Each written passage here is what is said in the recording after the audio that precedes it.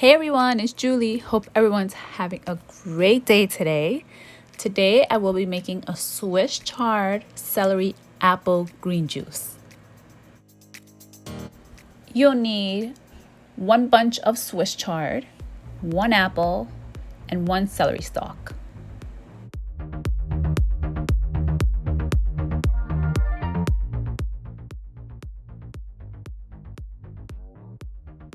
Don't forget to subscribe, like it, share it, comment, love it.